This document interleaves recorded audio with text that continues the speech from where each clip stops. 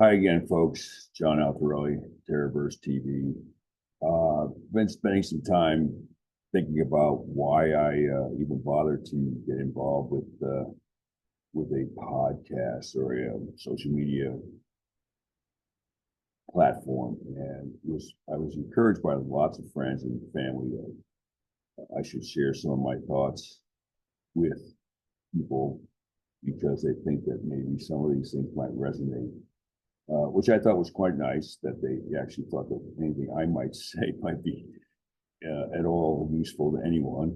Maybe I've been pontificating around for so long that people either tired of me telling them, so they might want me to get on a platform where I can tell other people and leave them alone. I don't know. It's all up in the air at the moment, but let's see. So, and then my producer Jenna, who's very bright and has been trying to help me navigate because she is of the appropriate age to understand social media, and I know nothing, and so like I'm struggling, and she's struggling to sort of bring me into the proper frame of mind on this. So I got to tell you, I'm not the easiest for her. So I got to tell you, I apologize for all the trouble I caused her, but she will probably help me get this done in a way that it will be useful. It's not for any other reason. I just want it to be useful. As I get older and I see the big generational shifts, I see a lot of issues where people are not talking to each other, they're talking at each other. And I also see a lack of sort of historical underpinning of America. And I don't really know what's being taught in the universities and schools today. I can't say. It's been a long time since I've been in university and school. But I do remember even 30 plus years ago, there was a tendency um, to not teach American history or the values of America. It was already sort of being poo-pooed in the sense that um, there's something bad about America. It's an evil place, colonizers, racists, bigots, transphobic. Um, it's just not true. It may be true on an individual level. I'm sure, and I absolutely admit that there are people that fit all of those horrific personality types, profiles. But I would suspect, just because I lived in this country for my entire life, I went, fought in the military with this country. I love this country. My family are immigrants from Italy. Everything I have, everything I do is based on the fact that I was lucky enough to be born in America. I cannot even imagine what it would be like to be born in some other places and not have any opportunity or very limited opportunity to do what I've been able to do in America, start from nothing and then become, a really successful corporate lawyer and have opportunities to build businesses and raise my family in a standard of living far beyond when I grew up. So I appreciate it. I value it. I know many other people do as well, and I get a little bit upset, not mad. I don't think I get mad at people for challenging our principles. You should. Nothing wrong with that. I do get mad when people do it and don't seem to have any historical context or any understanding of what America stands for, why it's such a great ideal.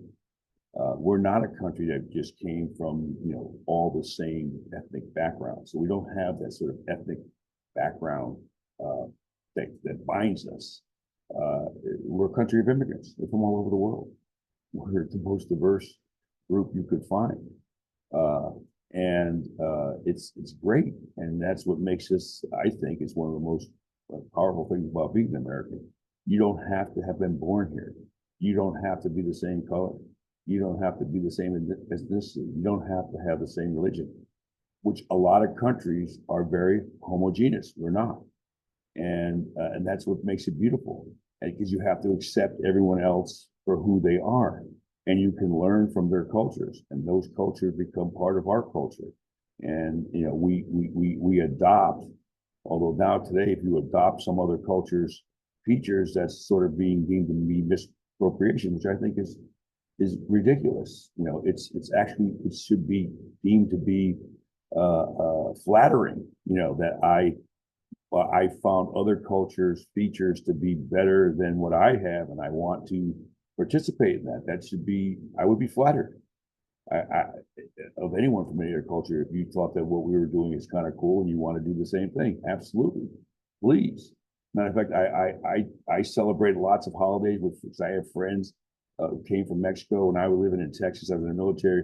Cinco de Mayo was a big day for us. We used to have huge barbecues and softball games, and it was great. And I put Cinco de Mayo. That's on my calendar now, and it's not even an American holiday, but it's the holiday that I celebrate with my friends from Mexico because it's a big day, and it's a big day for their culture.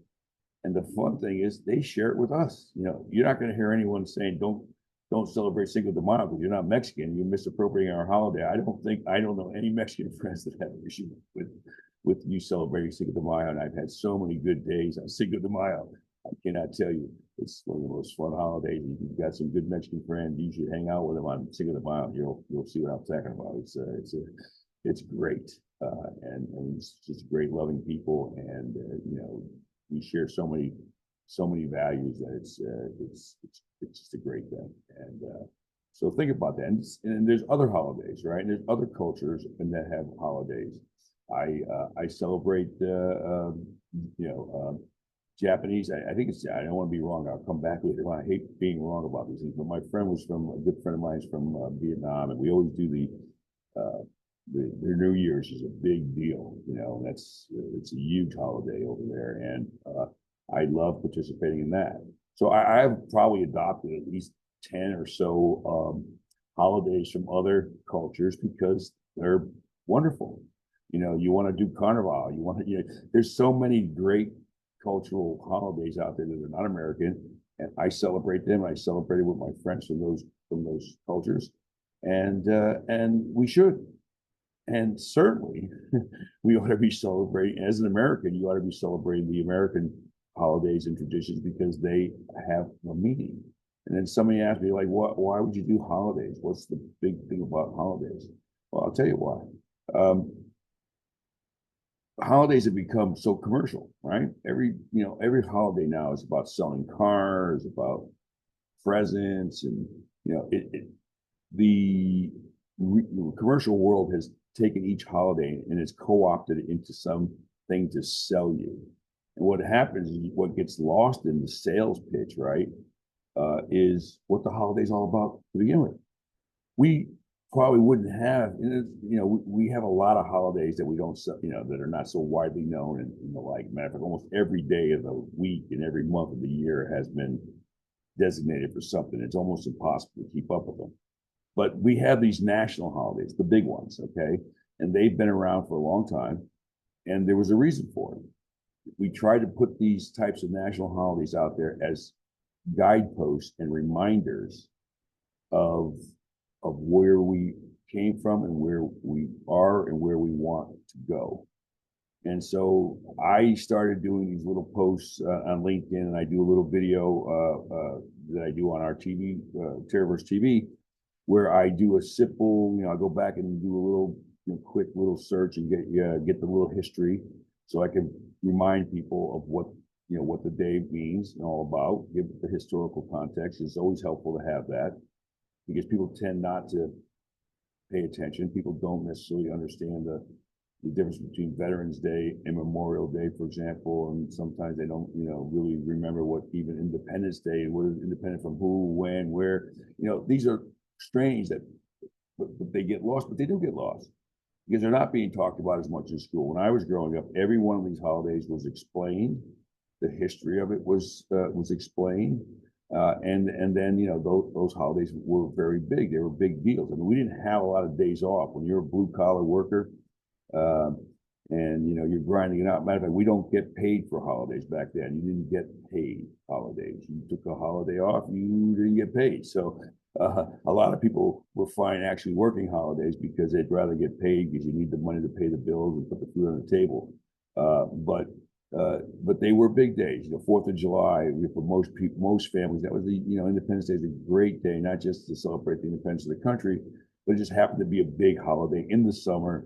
that everyone, would have a picnic, and it was an opportunity not just to celebrate our independence, but it was really about families gathering back together and being together. So I remember my family, we always came together for the major holidays, and I have a large family. There was 10 of us at one point, and cousins and aunts and uncles, and we'd get a picnic place at sort of a state park because none of us had a yard, and you could go to a state park. It was free.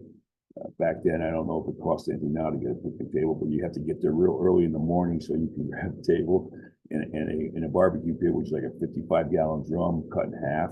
You got to bring your own charcoal, and you got to bring all the other stuff, and everybody in the family would bring some food, right? We didn't have it catered or anything. And everyone participated, brought food, drinks, whatever, and then we'd have a big day and play sports and just hang out. And I remember those days when I was growing up. Those were, some of the most fun times of my life. The same thing like for Thanksgiving. Thanksgiving was actually one of the biggest holidays in my family because my oldest sister used to she used to spend months preparing the food for our huge family. I don't remember how many people used to show up for that, 30, 40 people. And my sister had a tiny house, but she managed to figure out how to put a bunch of tables through doorways and different rooms. There was the kids' table, and the kids under 12 had to sit at their own little table, and then there was the adult table, and no one ever missed that. I don't care where you were in the country or the world. My family never missed Thanksgiving. It was a big deal. And my sisters, to this day, even though our family's more separated around the country and we don't get together as much on these holidays, Thanksgiving is still a pretty good one. We probably get 60% participation on Thanksgiving. And it's still, still reminds me. My sister still makes the same stuff she made 30, 40 years ago. So it just, it reminds you of your childhood, it reminds you of your family. My parents have passed, but, we celebrate them on those days as well. We talk about our family members that have passed. And it's just a reconnecting that we do as a family. And I think these holidays can not only be about celebrating what the country means, but it's also about your family and your friends. And it's a great time to reconnect. I think people who got sort of separated during COVID or stuck on social media where their only interactions are through some kind of device, there's nothing like hanging out with the family, nothing like sharing a meal with the family, nothing about sharing your history. Remember when I was growing up, and I mean this again, I date myself, and I know people don't want to hear this because they don't understand it, but we didn't have any pictures. Okay? We had very few pictures. I have almost no pictures of me before even like 25 years old, because you had to go get a camera and you had to have the film developed, and it cost money and it took forever, and you had to store the pictures. We didn't do that. Can you imagine, a life without 10,000 photos on your phone? I mean, most people couldn't even dream what that's like, and we didn't have that. And we didn't have these stories, on Instagram or whatever, sort of, tracking your life from every single meal that you ever had.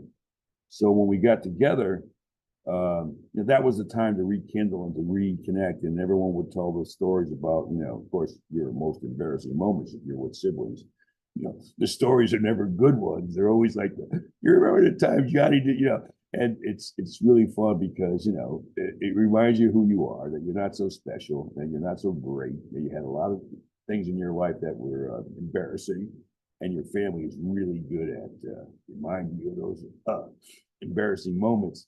So, and like I said, I love it. And, of course, we're lucky in our family that we do talk politics, and we have left and right, all over the map place. But when you got 10 siblings, they're not all going to come out the same way. And a lot of us actually have gone back from one side to the other over the years, just, as we learn more and think about it more. But I've got one brother, a younger brother, he just loves to be the contrarian. So he will take the opposite position no matter what I say. And we go at it all the time. And it's hilarious. Now that we have the ability to Google and chat GPT, he's bringing in all his facts and data, and I have to go get my facts and data so that we could have these debates. And it can get loud at times. If you've ever been around Italian families, you'll know what I mean. Our level of talking, people think we're screaming. I'm saying, what are you talking about? We're not screaming. This is how we talk. Because we want to be heard over 10 or 20 people at the table, you got to speak up. So it is kind of a cultural sort of funny thing that, it took me years to figure out why people think I'm yelling. I'm not yelling. You want to hear yelling? I'll show you yelling. That is not yelling. That is just the way we talk. But anyway, it's fun. So anyway, back to the holiday thing, and back to why I'm doing any of this stuff. I'm going to just sort of lay it out, and I don't know. Maybe it'll change over time as I sort of delve into some issues. I didn't have a real focus. The Terraverse TV is, if you watch any of our earlier videos where we explained it, was really started to sort of learn, for me to learn from younger people, for me to learn new areas of technology, crypto, AI, cybersecurity, healthcare. Even though I have a deep background in most of these areas, because I've been a corporate lawyer for over 30 years, I've done so many transactions, I've had to dig deep on so many different companies and industries that I have a huge store of knowledge of many industries and many products. And I usually on top of the new ones as they come out. But as I gotten older and the pace at which these technologies are emerging, it's getting harder and harder to consider myself well-versed enough to talk about it. And in order to be in the conversation, in my view, you need to get well-versed. I mean, there's so many people talking out there that just don't really know what they're talking about. They have done no research, have done no work to know what they're saying. And it's embarrassing when I hear people talk like that, because I feel bad for them that they are actually spouting off stuff that they just have no clue about. And you're not going to get respect. You're not going to get someone to listen to you unless you do your homework. So I encourage people to do a little thinking before they posit their views. Views are views, and your opinions are your opinions, but your opinions should be informed. Just having an opinion uninformed with no basis is not really an opinion that most people are going to really give any weight to. So I started to learn. And then I also started to see, when I started to figure out, what was this, how are we going to do this YouTube thing or whatever, and because I knew nothing about it. I don't think I even watched a YouTube video other than maybe how to change the oil on my motorcycle or something like that. I do love the DIY videos where they teach you how to do stuff. YouTube's fantastic. I couldn't believe how much stuff was out there and how good it is. So it was nice, and I use it for that. But I didn't get into the political ones, and now I see this it's like massive amount of people out there, talking about politics and taking a view one way or the other. And I couldn't believe how many platforms, hundreds, thousands, I don't know how many, tens of thousands, all saying the same thing about the same stuff. And I was saying, okay, well, what's my voice? What's the point of what I'm going to do? How am I going to add to that cacophony of voices out there? And I didn't have an interest in becoming a pundit or a newscaster or a political analyst. Okay, I have my views, I have opinions, I have strong ones, and someday I'll share some of them with you, and I have no problems doing that. But my opinions are based on my education, my learning, my experience, and my research, which I try to do a lot of. So then the next point was I started to do these things on the holidays, because I realized a lot of people don't know what the holidays are. They don't know what they mean. And they don't really have the historical background. Maybe they're not teaching it in school. I mean, that was a big thing for us. We didn't have as many holidays, so maybe it was easier back then, but certainly we were taught the history behind Independence Day, Memorial Day, Flag Day, Thanksgiving, of course, Christmas, although it's a Christian holiday. But all these days, had meaning. And the ones that I think are the most important are the non-religious ones, but the ones that are about America. And those are most of the holidays that are national holidays. And they didn't get to be national holidays just because we needed a day off from work or another day to sell cars or wash machines or whatever, whatever's out there on all these President's Day and sales and all that stuff. They were there to remind people about what is America. Because America is not this sort of, like I said, homogeneous country where people were here for hundreds, if not thousands of years, all the same race and ethnicity and religion. It's a country that's completely put together over the last couple hundred years from people from all over the world. And what binds us? Well, what binds us is a set of ideals. And that set of ideals is what makes us unique among all other countries, because that's not necessarily the binding nature of Japan or China or Russia or even Britain. Their history is much different, and it's not based on a set of principles about the equality, the opportunity that America has provided across the generations to people from all over the world. I think we are the country of the most immigrants, and we are a country that is as diverse as it can possibly be in religion, ethnicity, and every other identifier. We are diverse, and there has to be something that binds us. If we're all so different, diverse, I think, does mean different. If we're all so different, then why would we, how would we work together? How would we have shared values? How would we have a way to govern ourselves? How do we treat each other if we don't share some common elements? And that's sort of what America has done for us. And that it starts with our wonderful Constitution, which is fantastic, one of the most brilliant things ever written. And if you want to be a student of it, you should. There's lots of other documents throughout history that were or codes or constitutions, if you will, of how societies were formed and how they were, their legal system and their social systems. We're not the first one. We're sort of like the last one. And what happened, if you know anything about the Federalist Papers or about people like Hamilton, the people that did all the hard work to write the Constitution, they were aware of all of these other social structures. They took the best from all of that to create one that they thought was better than anything that had ever preceded it. And I believe to this day it still is. We have some issues. We've also deviated from some of the things that our Constitution has provided for us, and people are starting to want to get rid of some of this stuff. And I'm saying, please don't change it. Although we've had plenty of amendments, and there's need for those amendments, and I'm sure we'll have more going forward. But the basic framework, including the Bill of Rights and the amendments to date, which have all done their job, it's a great way to live. So our constitutional republic, it's not exactly a democracy for people who don't know that, but it is based on democratic principles for sure. Is unique. It's absolutely unique, and our guarantee of individual rights is also fairly robust and probably the best in the world. And I think everyone in America, actually, that's one of our biggest strengths, is that the individual rights are paramount. They're not subject of the government. And what's happened sometimes over the years is you try to do more things to help individuals who you feel are being disadvantaged. You want to bring the government in to do more and more.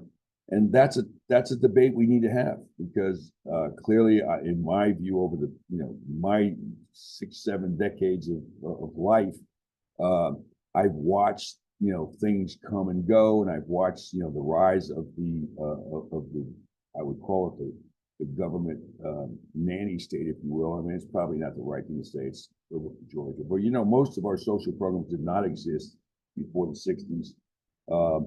And they were all put in place for the right reasons, and but they didn't all work out. Clearly, did not all work out, and it's because of the misunderstanding of human nature, of incentives, and taking away sort of the agency, if you will, of people.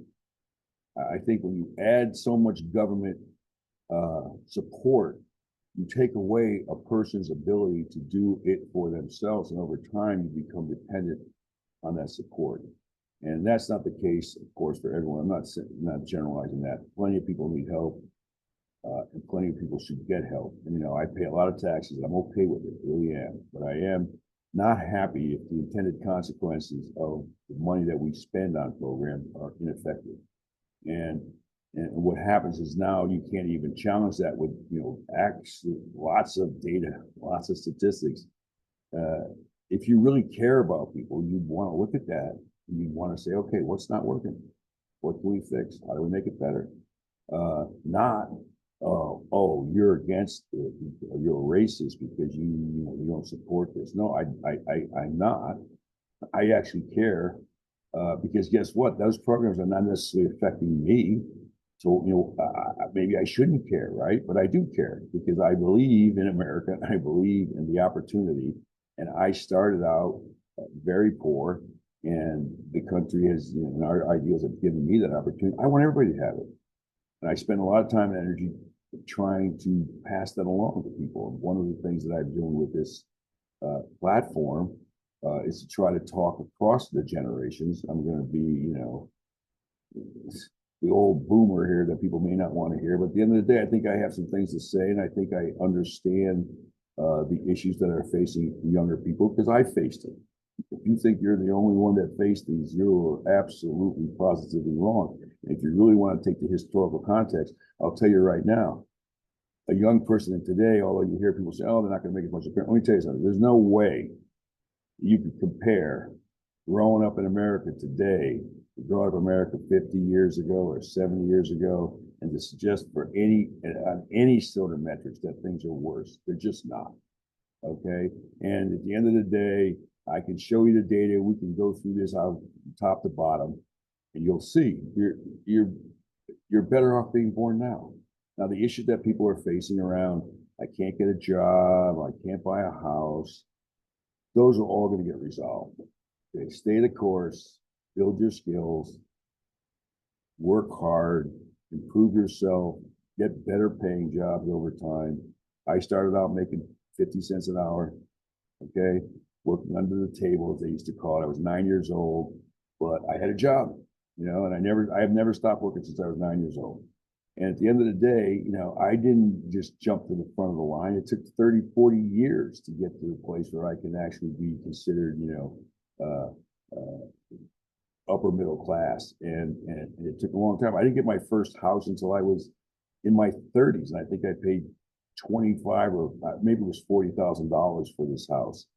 And it was a tiny little house, two bedrooms, one bathroom on a tiny little postage stamp lot. I was so proud to have it, you know, put the lawn in, you know, and it was just great, but it was a tiny house, you know, and the fact that people say they can't get a house, well, yeah, you probably can. The problem is you're looking for a 4,000 square foot house like your parents have. And yeah, you're not going to get that out of the box. You're going to have to earn that. They didn't start out in that house either. Yeah, they started out with the starter houses. And by the way, most people rent in America. I don't know if it's most people, a lot of people rent. I've rented almost all my life. My parents never owned a house. I bought my first house. It was a condominium for my mother after my father passed away, because I, you know, as a kid growing up, the one thing I always wanted to do, if I could ever get my mom a house, because she's always lived in this really, really horrible, you know, tenement houses, and, you know, it's like I couldn't wait till I made enough money to buy her this little condo. It wasn't just me, it was my brothers and sisters. We all chipped in, and bought her this little condo, so she had her own house for the first time in her entire life. And that was a big deal for us. And so that's what it takes. It takes a family. It takes your, you know, other people to help. And if you're young and you're struggling, you're worried, I'm telling you, don't worry. You're going to be fine. You're going to get out there. You're going to get that. Just stay the course. And by the way, you can change. You know, if you think you've got to be stuck with the education that you got in college, you're not stuck with that. That's just a starting point. It's it's teaching you how to learn on your own. And so that's not the end of your educational process. Matter of fact, it's the beginning of it. And I'm still a learner. I'm a lifetime learner. I spend tons of time reading. I look at all kinds of stuff. I'm so interested. I'm reading stuff that I read 30 years ago just to remind myself about some of this stuff. I study philosophy. I study all kinds of stuff because it's interesting and necessary in order to be successful in your own survival, okay? You want to survive and do well, you have to be informed and you have to develop skills. You don't have to be being an academic. You can learn to be a mechanic. I was a mechanic for years. I can build cars. I love it. I'd always prefer to do that than what I do as a lawyer. It's sometimes more meaningful to sort of take a car that's not running and fixing it and then making it run. So there's a lot of different things you can do in life. And matter of fact, some of the businesses that I know, some of the most successful people I know were people who run plumbing businesses or painting business or lawn care business. I mean, it doesn't have to be fancy. You wouldn't believe the success and the financial rewards that you can get if you just get out there and do it. And I've changed jobs. Well, I don't know. I probably had over 26 jobs in my lifetime. I continually try to find new things to do, to keep me excited. Once I learn something and I become really, really good at it, then it's time to go learn something new. Because I don't want to be pigeonholed. I don't want to be bored. I don't want to be limited. I want to be able to do as much as I possibly can with my brain and my body. Just take it to whatever limits I can. So don't worry about, you don't have a house at 25, you're not a CEO, you're not a billionaire, you're struggling to find a job. So was I, so was a lot of other people. I took a lot of crappy jobs. And I can tell you, one of the questions I ask everyone, just for fun, it's like, what's the worst job you ever did? They have to think about it. A lot of people don't think about that. And some of the things you hear are just amazing, and that's kind of my first judgment of someone to see what they've done in life is that they had a really crappy job at one point. They were willing to do something that they just hated doing because they needed to make money to live. And that shows me a lot about people. If you're willing to do whatever it takes, you'll be fine. And you'll work your way up to whatever you want to work your way up to. And you'll have a house if you want to have a house. I'm not sure I want a house. I'm trying to get rid of my house. I kind of like renting. I don't want to be tied to a mortgage for life and all the repairs and all that goes along with it. So don't think buying a house is necessary. I mean, even though the government sort of does push that on you, it's part of our consumption theory. Buy, get in debt, struggle for the rest of your life, whether it starts with your college loans, and then it gets to a mortgage and and credit cards, and by the time you're done, you're so far in debt, you're working for the banks. That's not a smart move. So try to think about that as you go along. Like, what do you really need? What should you spend your money on? And piling on more debt is probably not the best thing for you. So keep that in mind. And just be optimistic. And just remember, no one can take away your skills. So if you learn skills, they belong to you. Okay? They don't belong to anybody else.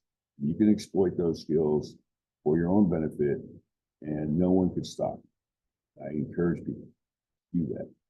So back to my holiday thing, I'm going to wrap it up because I know I'm going off on a tangent here, but I'm trying to help remind people about American core values, try to remind old folks like me to sort of spend some time and talking to younger folks, or tell them your stories. If they'll listen, maybe they won't.